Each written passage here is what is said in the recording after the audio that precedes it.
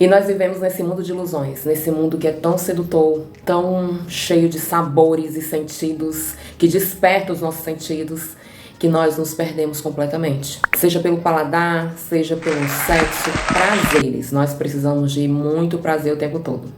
Nós, terapeutas que estudamos o todo, acreditamos, nós que estudamos a espiritualidade. Esse mundo atômico, ele foi feito dessa forma mesmo, para que a gente se identificasse demais com os prazeres, com os sentidos, para depois, com o passar do tempo, irmos nos desidentificando com tudo que há. Quanto mais eu faço um processo de autoconhecimento, quanto mais eu medito, quanto mais eu tento entender tudo que eu sou, tudo que passa pela minha vida, menos eu sofro com os acontecimentos. O processo de autoconhecimento é aquele processo que não acaba nunca, porque talvez tenha assim alguém que já se iluminou, mas para a grande maioria que tenta, que está nesse processo, que gosta dessa ideia, mesmo com a meditação, mesmo com todos os cuidados para estar mais atento às emoções, aos sentimentos, ainda assim nos identificamos com o ego.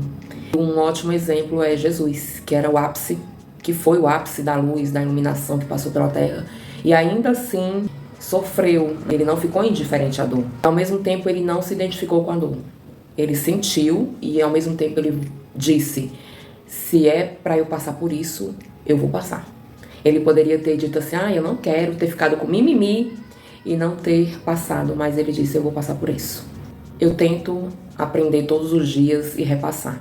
É a não identificação com a dor, é a não identificação com o ego. Estou bem longe de ter isso para minha vida 100%, mas um pouquinho eu já tenho.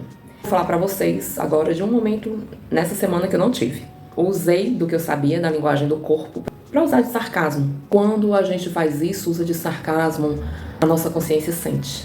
Nós que já estamos no processo de autoconhecimento, que já estamos fazendo uma caminhada boa, nós percebemos quando deixamos o ego se sobressair e vencer, tipo vencer uma luta, uma guerrinha. Quando isso acontece, como aconteceu, eu observo e digo para mim mesma: tenta não fazer de novo, tá? E sigo adiante, porque eu vivo dizendo isso, que o processo de culpa, ele nos paralisa. E observar e dizer: eu não quero mais fazer isso, nos leva adiante. A observação sobre o que nós fazemos. Mas voltando. Desde criança, ainda quando pequenos, nós observamos tudo ao redor, nossos pais, nossos parentes. E a gente pensa assim: nossa, é assim a vida? Bateu, levou, é vingança, é inveja, é mentira, então tá tudo certo, vai ser assim mesmo. E nós vamos crescendo nesse ritmo.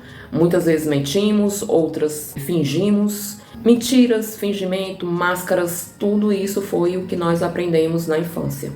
Vai doendo tanto, nós vamos sofrendo tanto com essas máscaras, com essas coisas. Os mais antenados, os que têm um pouquinho mais de conexão com a espiritualidade, ou sei lá, não sei como é que isso acontece.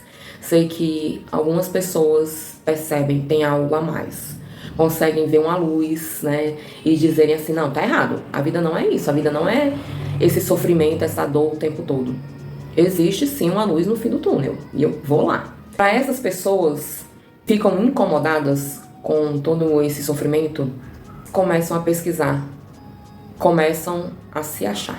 E esse é o processo do autoconhecimento, quando você não está mais satisfeito com a vida que está levando, quando está doendo demais e você quer sim sair.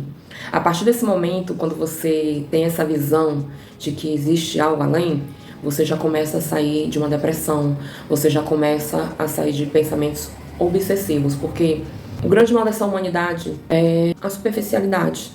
É nós pensarmos, acharmos que a vida é só isso, mas não é. E eu conversando com uma amiga, ela falou assim: eu acho que isso acontece quando a pessoa não tem Deus, né? Ela perguntou pra mim e logo ela respondeu: mas fulano já vive na igreja?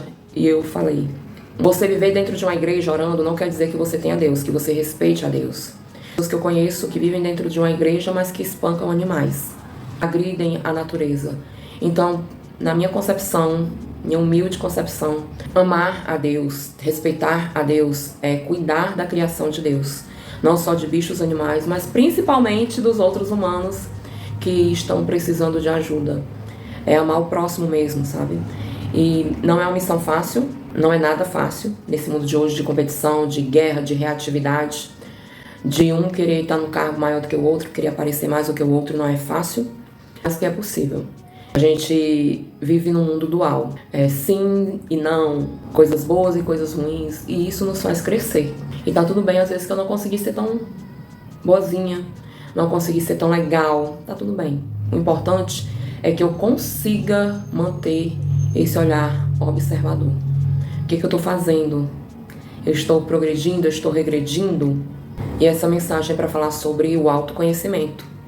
O que é o autoconhecimento para você?